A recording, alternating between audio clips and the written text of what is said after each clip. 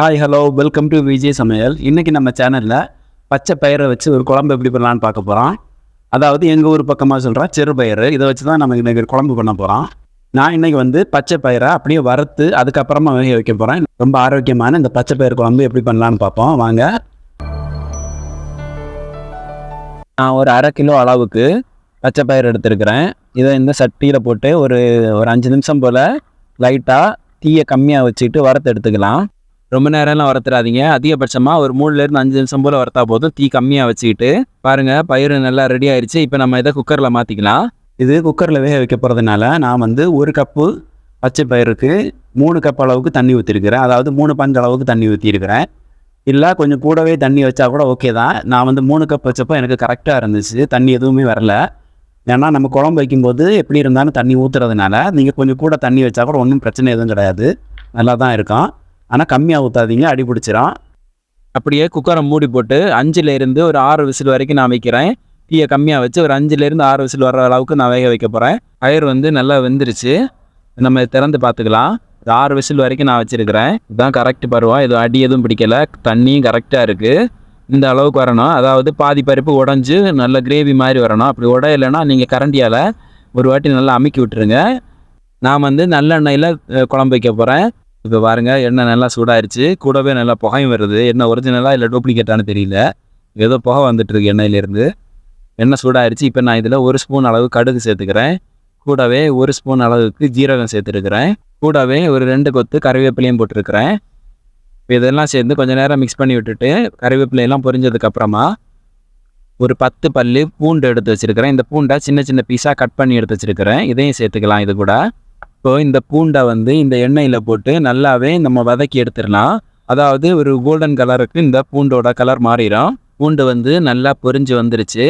இப்போ நான் இதில் ஒரு 3 பெரிய வெங்காயத்தை சின்ன சின்ன பீஸாக கட் பண்ணி போட்டிருக்கிறேன். கூடவே ஒரு 4 பச்சை மிளகாவும் சேர்த்துருக்கிறேன்.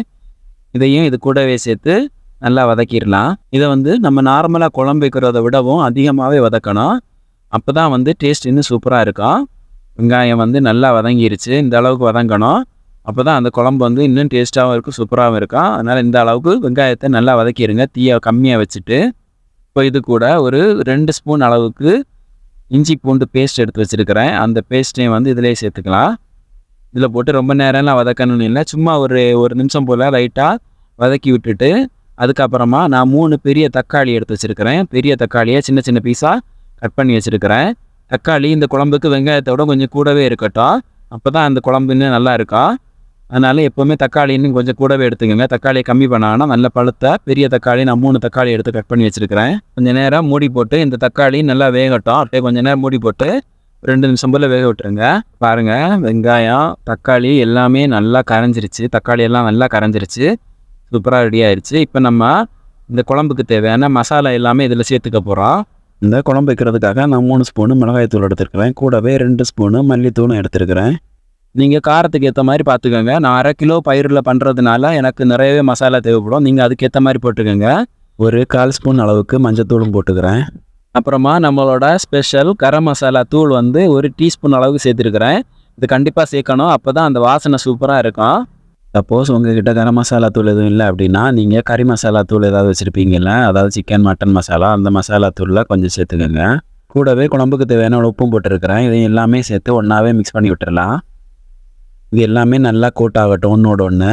இப்போ பாருங்கள், மசாலா எல்லாமே நல்லா ரெடி ஆயிடுச்சு. இப்போ நம்ம அந்த குழம்புக்கு தேவையான அளவு தண்ணி ஊற்றிக்க போகிறோம். குக்கரை திறந்து பாருங்கள். குக்கரில் எந்த அளவுக்கு தண்ணி இருக்குன்னு பார்த்து அதுக்கேற்ற மாதிரி தண்ணி சேர்த்துக்கோங்க. தண்ணி கொஞ்சம் எக்ஸ்ட்ராவே சேர்த்துக்கோங்க. ஏன்னா அப்புறமா பயிர் போட்டதுக்கப்புறமா குழம்பு இன்னும் கெட்டியாயிரும். அது மாதிரி தண்ணி சேர்க்கும்போது பச்சை தண்ணிக்கு பதிலாக சுடு தண்ணி சேர்த்திங்கன்னா இன்னும் நல்லா இருக்கும் குழம்பு. எல்லாமே நல்லா கலந்து விட்டுட்டு அப்புறமா ஒரு மூடி போட்டு ஒரு 10 நிமிஷம் போல் கொதிக்க விட்டுருங்க. நல்லா கொதிக்கட்டும். கொதித்து அதுலேருந்து மசாலாவோட பச்சை வாசனை எல்லாம் போனதுக்கப்புறமா தான் நம்ம பயிர் சேர்த்துக்க போகிறோம். இப்போ பாருங்கள், ஒரு 10 நிமிஷம் போல் ஆயிடுச்சு. குழம்பு நல்லா கொதித்து நல்லா எண்ணெய் பிரிஞ்சு வர ஆரம்பிச்சிருச்சு. ஓரளவுக்கு திக்காக இருக்குது. நீங்கள் தண்ணி மட்டும் பார்த்துக்கோங்க. உங்களுக்கு தண்ணி தேவை இருந்துச்சுன்னா நீங்கள் வந்து சுடு தண்ணியை ஊற்றிக்கங்க, பச்சை தண்ணி ஊற்ற வேண்டாம். இப்போ இதில் நம்ம வேக வச்சு வச்சுருக்கிற அந்த பச்சை பயிரை எல்லாமே சேர்த்துக்கலாம். எல்லா பயிரையும் சேர்த்தாச்சு. இப்போ நல்லா கலந்து விட்டுடலாம். இப்போ நல்லா கலந்து விட்டுட்டு இதில் வந்து உப்பு தேவையான அளவுக்கு போட்டுக்கோங்க. உப்பு பத்தலைன்னா இன்னும் கொஞ்சம் உப்பு போட்டுக்கோங்க. அது மாதிரி தண்ணியும் பத்தலைன்னா கொஞ்சம் தண்ணி ஊற்றிக்கோங்க. அவ்வளோதான். நல்லா கலந்துட்டு ஒரு 10 நிமிஷம் போல் கொதிக்க வச்சா போதும். தீயை வந்து கம்மியாக வச்சு ஒரு 10 நிமிஷம் போல் கொதிக்க வைங்க. அவ்வளோதான், குழம்பு ரெடி ஆகிடுச்சு பாருங்கள். நான் இன்னும் கொஞ்சம் தண்ணி ஊற்றிக்கிட்டேன்.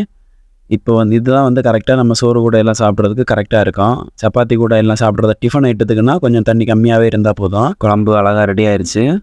நல்லா வாசனையாக இருக்குது. நம்ம போட்ட அந்த கரம் மசாலாவோட வாசனை வேறு லெவலில் இருக்குது.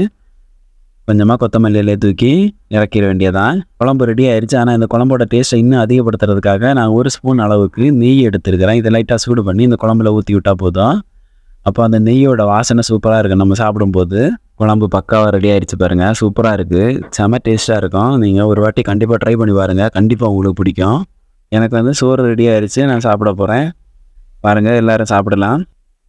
இவ்வளோ நேரம் இந்த வீடியோ பார்த்ததுக்கு ரொம்ப நன்றி. வீடியோ பிடிச்சிருந்தா லைக் பண்ணுங்கள், ஷேர் பண்ணுங்கள், மறக்காமல் சப்ஸ்கிரைப் பண்ணுங்கள். டாடா, பாய் பாய்.